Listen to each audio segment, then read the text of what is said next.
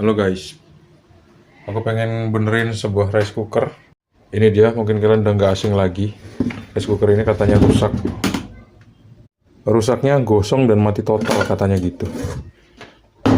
Wah, kita lihat nih bodinya udah meleleh. Nih, tuh. Bodinya udah meleleh dan dia mati total. Berarti yang akan kita persiapkan adalah beberapa buah komponen. 2 buah thermal fuse pastinya. Dan sebuah body, karena bodinya udah meleleh. Kalau misalnya bodinya ada dijual, kita bisa dapat, kita bakal ganti. Karena keluhannya mati total, nggak usah kita cek lagi lah ya, langsung aja kita bongkar biar cepet. Ada 3 buah skrup di sini.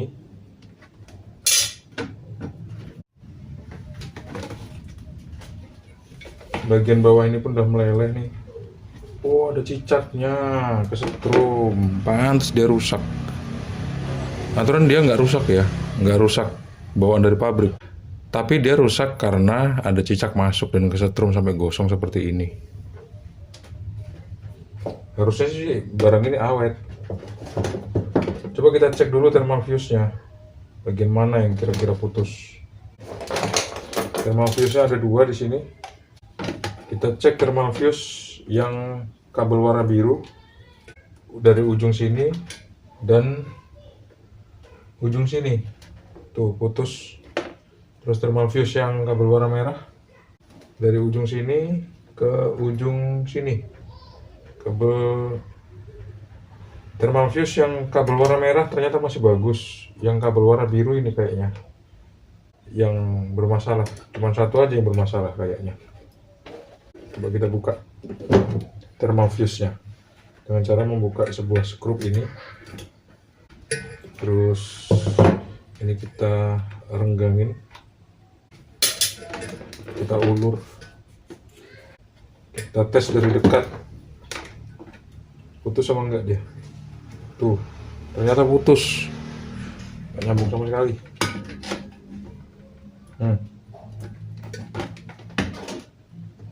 Thermal fuse ini harus diganti yang warna biru dengan thermal fuse yang baru. Ukurannya adalah 167 derajat Celcius 15 ampere. 167 derajat Celcius 10 ampere. Kita putusin thermal fuse-nya ya. Ini dia yang rusak, 167 derajat Celcius 10 ampere 250 volt. Karena bodinya meleleh, mungkin harus kita ganti bodi kalau ada dijual. Jadi kita harus lepas dulu seperti ini. Merucut. Tutupnya sih masih oke ini, nggak apa-apa, nggak masalah. Cuman bodi ini nih yang bermasalah ini. Harus dicongkel ini.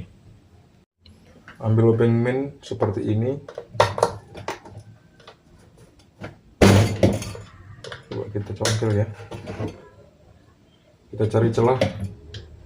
Celahnya ketutup semua karena udah meleleh plastiknya, udah nempel ke bodi.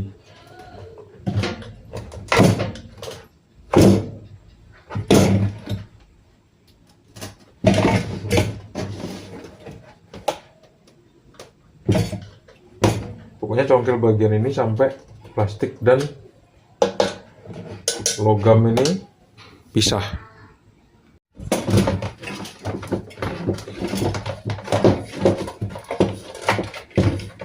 Oke, kita gelenggon.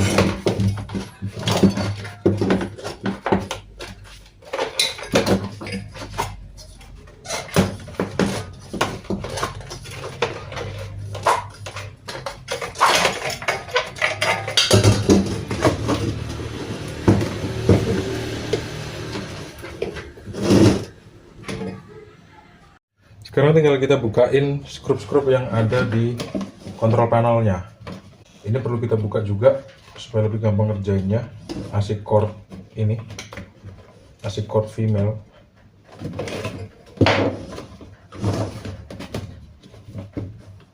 Kita longgarin terus kita dorong. Tuh. beberapa buah skrup di sini. Tuh. Ini deh yang ada di sini. Kita lepasin.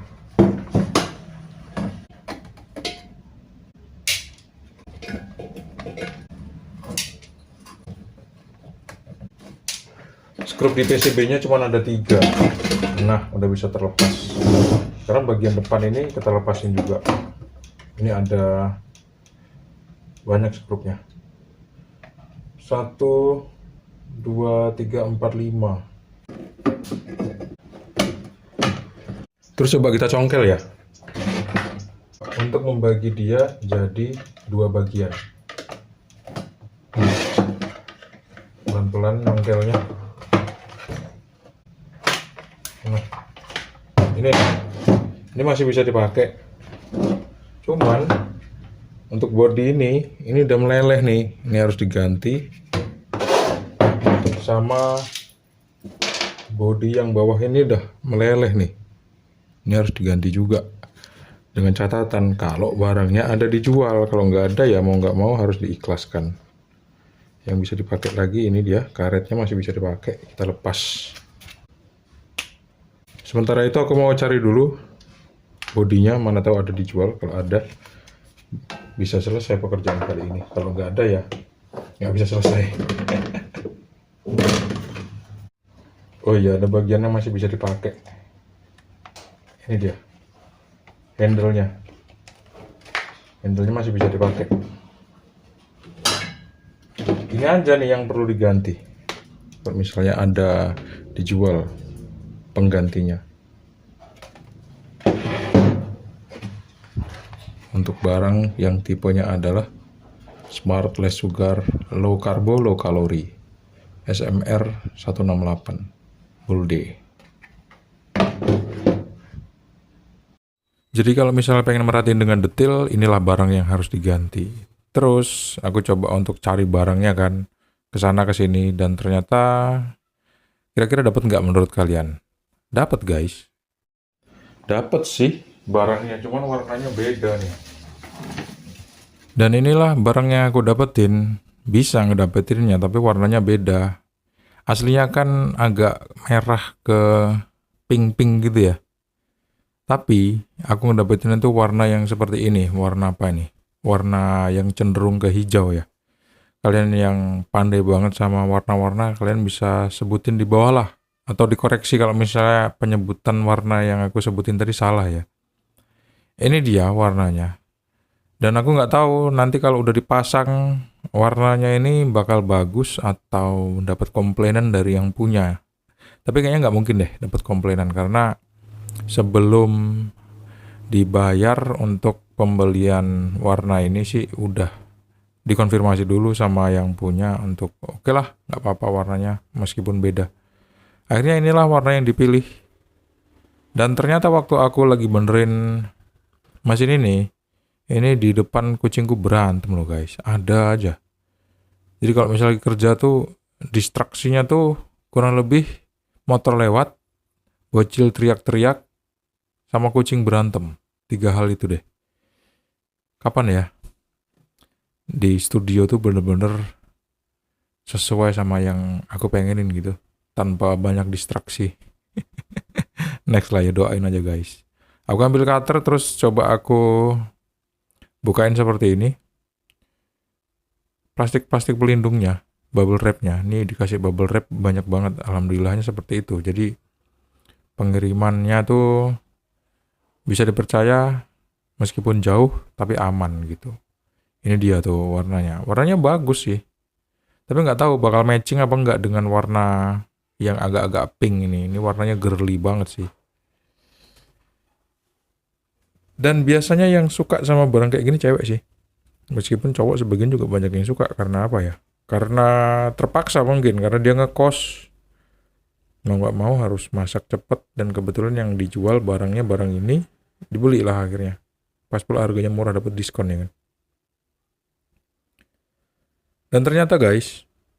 Waktu aku coba satuin kayak gini ya. Ini warnanya keren loh jadinya. Kayaknya warnanya tuh masih satu apa ya namanya ya?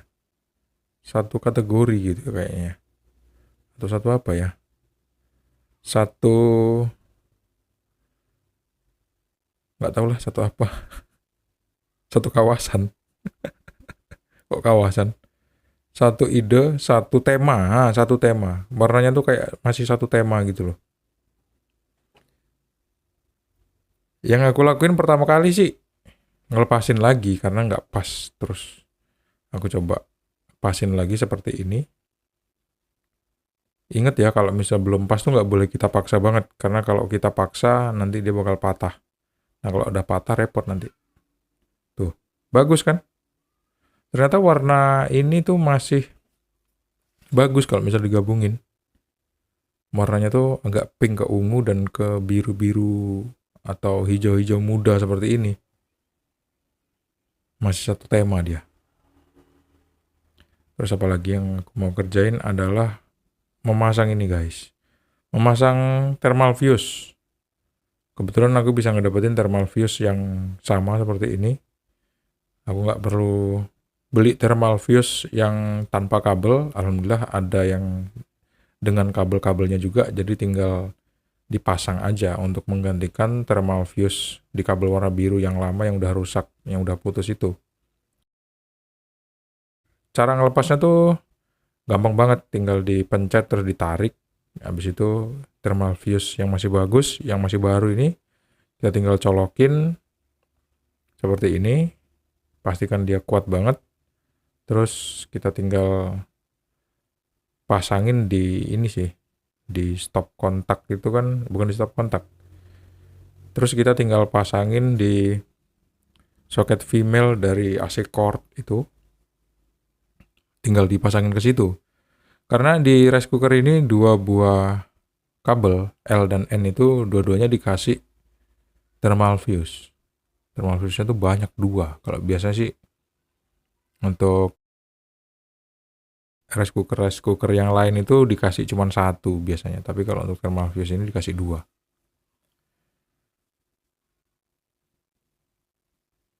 Dan satu ujung kabel lagi, yang kabel thermal fuse warna biru ini kita pasangin di salah satu kaki elemen guys. Pokoknya kalau misalnya kalian lagi bongkar rice cooker seperti ini, jangan buru-buru dibongkarin semua kabel-kabelnya supaya kalian nggak lupa nanti masangnya ya. Dan di bagian ini yang kalian nggak boleh salah, yaitu prosedur memasang dari atas atau dari bagian bawah. Karena kalau misalnya salah masang, tentu kita bakal melepasnya lagi dan kita akan masukin dari tempat yang benar gitu. Kalau yang posisi yang sekarang aku kerjain ini posisi yang sebetulnya salah karena harusnya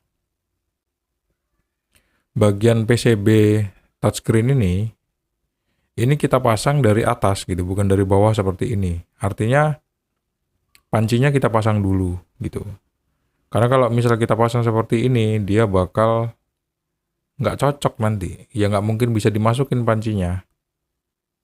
Jadi panci sama mainboardnya ini harus kita pasang dulu dari bagian atas casing warna hijau ini. Di sini ada beberapa skrup yang kemarin udah aku pisah-pisahin.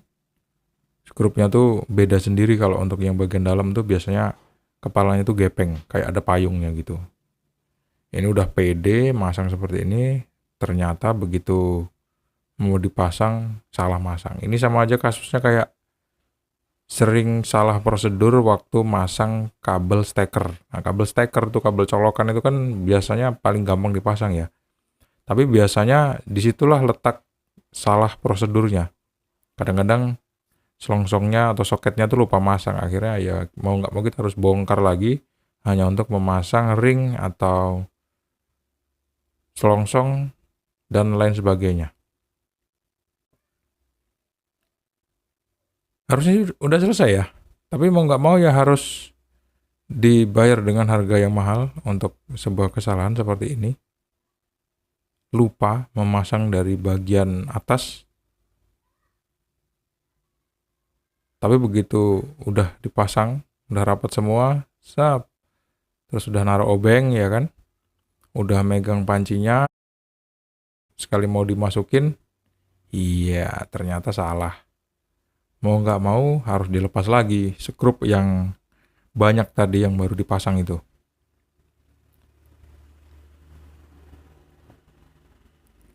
Setelah skrup-skrup tadi kita lepas, barulah bisa kita pasang dengan benar ya. Nah ini udah waktunya aku pasang dari bagian bawah, nggak mungkin masuk. Karena memang prosedurnya salah, harus dipasang dari bagian atas guys.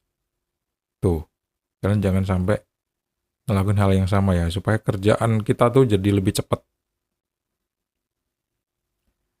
Jadi sekarang aku ambil obeng lagi dan aku lepas, terus aku mau masukin dari bagian atas seperti ini.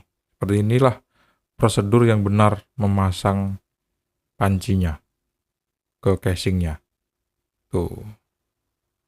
Iya, seperti ini. Terus kita pasang.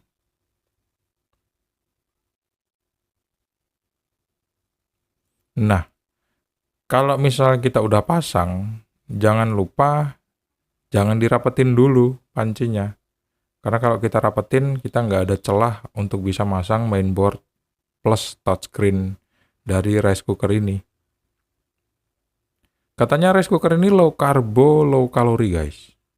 Mungkin kalian yang perhatian banget sama yang namanya kalori, karbohidrat. Pokoknya kalau misalnya kalian ahli gizi, kayaknya kalian cocok lah pakai alat-alat yang kayak gini. Tapi kalau misalnya buat kalian yang udah nggak penting lagi mikirin gizi, yang penting bisa makan, itu kayaknya masak pakai dandang aja udah bagus banget lah itu guys.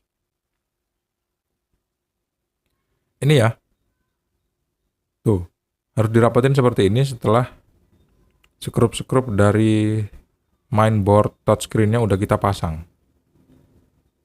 Terus kita baru lanjutkan ke tahap yang selanjutnya. Tahap selanjutnya adalah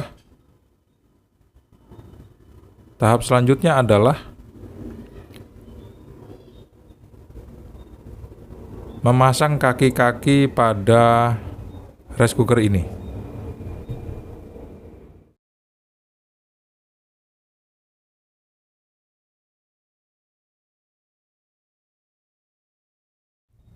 Kaki-kaki rice cooker ini aku dapetin dari casing yang lama, karena waktu beli casing yang baru nggak dapet kaki-kakinya.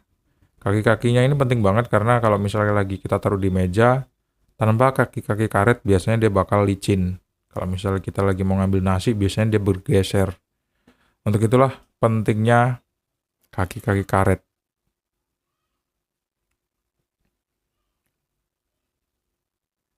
Kalau misalnya kira-kira udah, barulah kita bisa pasangin di tempat yang benar seperti ini. Ingat ya, kabel-kabelnya jangan sampai ada yang kejepit. Kalau misalnya ada yang kejepit, biasanya bakal timbul masalah di kemudian hari di dalam pemakaiannya. Bisa jadi korslet atau mati total. Tapi kalau misalnya kita ingat sama posisi kabel-kabelnya, itu biasanya nggak bakal kejepit sih. Dan ternyata untuk casing yang baru ini masangnya susah loh. Seperti ada lebih lebar sepersekian milimeter gitu dari aslinya. Jadinya untuk masangnya itu harus pelan-pelan dan hati-hati banget sampai akhirnya bisa terpasang. Kemudian yang terakhir adalah masang tutupnya seperti ini ya. Tutupnya masih warna pink ungu seperti ini. Ini harus kita posisiin pas banget. Terus kita dorong sampai bunyi klek.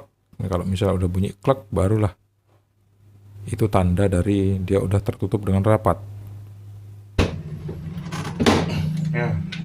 Nah, seperti itu.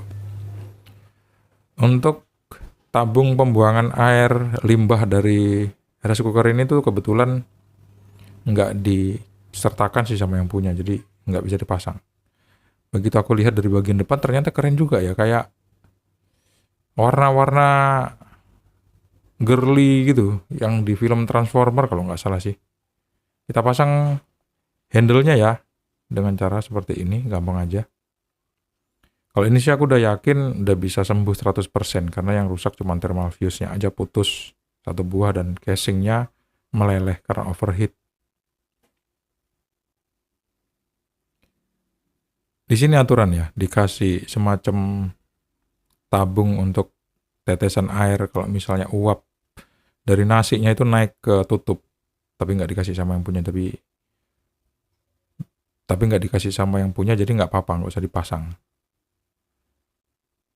Semuanya kelihatan normal, jadi tinggal aku pasang aja ini panci sama isi-isinya, karena sama orangnya dikasih keranjangnya, atau nggak usah dipasang lah pancinya ya, langsung kita pegang aja elemennya nanti panas apa enggak. Jangan lama-lama megangnya, gosong nanti tangan kita. Kita colokin kabel stekernya di sini. Habis itu kita taruh. Ingat ya, nyolokinnya harus pas, karena kalau nggak pas nanti dia bakal terbakar. Biasanya untuk barang-barang yang merubah arus listrik jadi panas atau jadi dingin, itu kalau misalnya masang kabel stekernya nggak pas, bisa terbakar guys. Jadi harus hati-hati. Kita colokin ke arus listrik 220 volt. Bismillahirrahmanirrahim. Oh, hidup.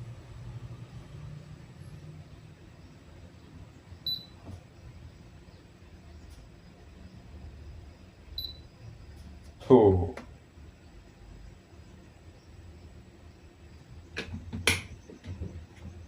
Coba kita udahi ya. Matikan. Cek dulu. Panas enggak? Wih, panas. Panas elemennya.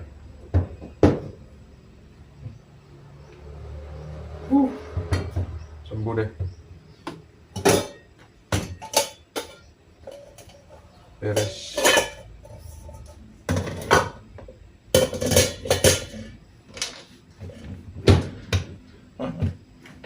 Dari warna ungu ke warna hijau ungu, keren juga.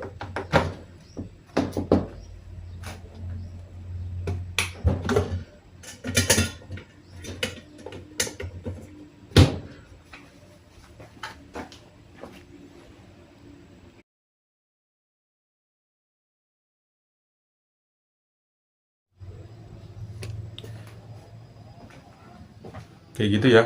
Terima kasih teman-teman udah menonton video ini sampai habis. Jangan lupa untuk klik like, subscribe, dan bagian video teman kalian. Sampai jumpa di video selanjutnya. Assalamualaikum warahmatullahi wabarakatuh. See you and bye-bye.